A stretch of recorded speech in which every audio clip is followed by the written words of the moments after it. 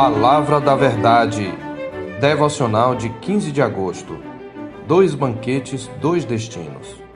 Não repreendas o escarnecedor para que te não aborreça. Repreende o sábio e ele te amará. Dá instrução ao sábio e ele se fará mais sábio ainda. Ensina ao justo e ele crescerá em prudência. O temor do Senhor é o princípio da sabedoria e o conhecimento do santo é prudência. Provérbios 9, versos 8 a 10. Sabemos que neste capítulo temos a sabedoria e a loucura personificadas na figura de 2 mulheres que convidam para um banquete, com apelos e propósitos opostos, como opostos são os destinos dos que atendem ao respectivo convite. Como já notamos nos versos 1 a 6, a sabedoria nos é apresentada como uma benfeitora nobre e providente que constrói uma casa firme e imponente, prepara um farto banquete e envia mensageiras a convidar os ingênuos e estúpidos à conversão, ao aprendizado e a desfrutar da verdadeira vida. Tal convite é gracioso, pois os convidados não são dignos e não há qualquer custo.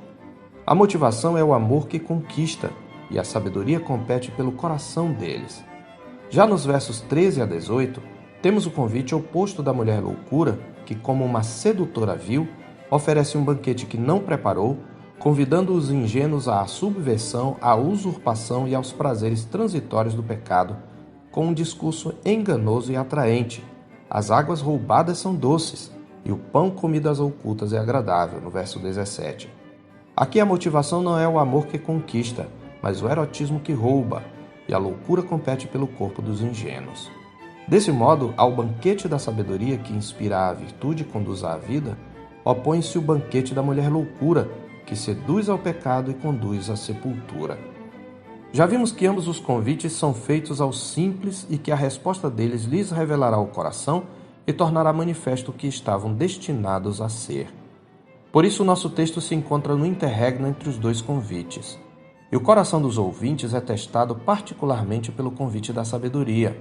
Temos, portanto, diante de nós 2 perfis espirituais opostos conforme a resposta que dão ao convite da sabedoria. De um lado está o escarnecedor, figura que aponta para o ápice da insensatez quando o coração já está endurecido pelo engano do pecado. De outro lado está o sábio, que progride da ingenuidade crédula para a sabedoria que cresce na graça e no conhecimento do Senhor. A resposta do escarnecedor é afronta e injúria, como está escrito nos versos 7 e 8a. O que repreende o escarnecedor traz afronta sobre si, e o que censura o perverso a si mesmo se injuria. Não repreendas o escarnecedor para que te não aborreça. O escarnecedor é um dos personagens mais denunciados em Provérbios, sendo esta a designação dos apóstatas mais endurecidos. Como observa Bruce Waltke em seu comentário a Provérbios, o problema espiritual do escarnecedor encontra-se arraigado em seu orgulho pretensioso. E por causa de sua arrogância desdenhosa, por mais que estude, o escarnecedor jamais consegue achar a sabedoria. O escarnecedor procura a sabedoria e não a encontra, mas para o prudente o conhecimento é fácil. Provérbios 14, 6. Mas há algumas coisas nas quais o escarnecedor é particularmente hábil, na injúria, na zombaria e na discórdia. Quanto ao soberbo e presumido, zombador é seu nome, procede com indignação e arrogância. Provérbios 21, 24.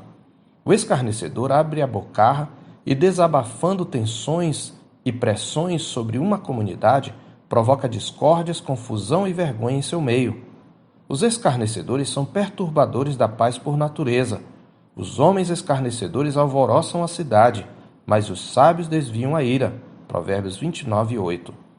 A influência nociva do escarnecedor o torna abominável. Por isso está escrito: os desígnios do insensato são pecado e o escarnecedor é abominável aos homens. Provérbios 24, 9.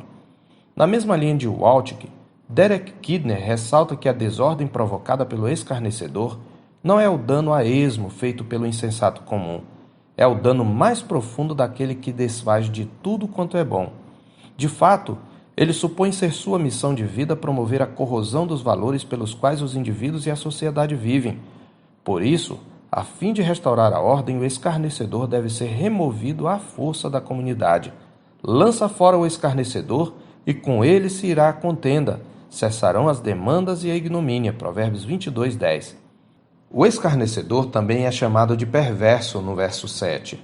Ambos os termos descrevem uma condição espiritual mais grave do que a dos simples ou ingênuos, pois enquanto estes são educáveis, o escarnecedor é endurecido de coração, e por causa dessa dureza a repreensão lhe instiga o ódio, levando-o a atacar o sábio verbalmente e humilhá-lo publicamente, como diz o verso 7.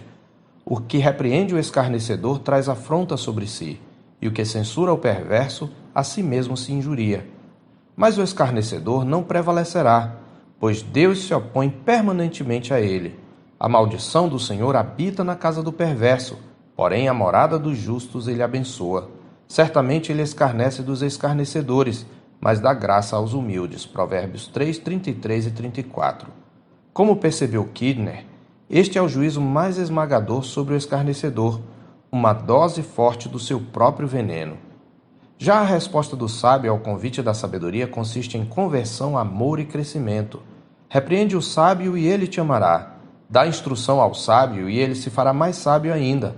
Ensina ao justo e ele crescerá em prudência. Versos 8b e 9. Desse modo, o simples se torna sábio e o sábio cresce em prudência. Tal é o propósito de Provérbios, para dar aos simples prudência e aos jovens conhecimento e bom siso. Ouça o sábio e cresça em prudência, e o instruído adquira a habilidade. Provérbios 1, versos 4 e 5. Em nosso texto, dar instrução ao sábio equivale a ensinar o justo, no verso 9. O paralelo nos mostra, antes de tudo, que a sabedoria está ligada a um relacionamento correto com o Deus que a concede. Mostra-nos também que a sabedoria é uma condição espiritual e moral e não uma capacidade intelectual. O sábio ama a quem o repreende. Repreende o sábio e ele te amará. Isto porque uma das marcas do sábio é a humildade. Ele reconhece que não é perfeito, que precisa de arrependimento e, consequentemente, de ser repreendido. Por isso ele se deixa ensinar. Sua educabilidade, portanto, é uma das suas marcas mais características. O sábio quer, antes de tudo, agradar ao Senhor. Isto nos leva ao princípio fundamental da sabedoria, no verso 10. O temor do Senhor é o princípio da sabedoria, e o conhecimento do santo é prudência. O conhecimento do santo está em paralelo com o temor do Senhor. Isto implica que o sábio tem um relacionamento pessoal com o Deus da aliança, marcado pela reverência, pela devoção e pela confiança obediente. A sabedoria é uma graça que nos é concedida mediante Jesus Cristo. Ele é aquele de quem disse o Senhor por boca de Isaías: repousará sobre ele o Espírito do Senhor, o Espírito de sabedoria e de entendimento, o Espírito de conselho e de fortaleza, o Espírito de conhecimento e de temor do Senhor. Isaías 11, 2.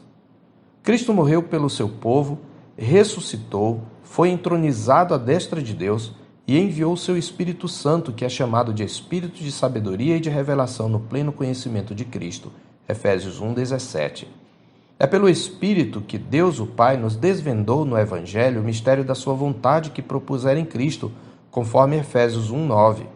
Somos, portanto, chamados a andar com Cristo e aprender dele, crescendo em sabedoria. Por isso somos exortados na Escritura: habite ricamente em vós a palavra de Cristo, instruí-vos e aconselhai-vos mutuamente em toda a sabedoria. Colossenses 3, 16a. Mas para isto é preciso que sejamos ensináveis, deixando-nos admoestar pela sabedoria divina, a fim de que não sejamos endurecidos pelo engano do pecado e não sejamos encontrados entre os escarnecedores, mas entre os sábios que se deleitam no banquete da sabedoria. Eu sou o pastor Marcos Augusto, pastor da Terceira Igreja Presbiteriana de Boa Vista, em Roraima. Tenha um bom dia na paz do Senhor Jesus.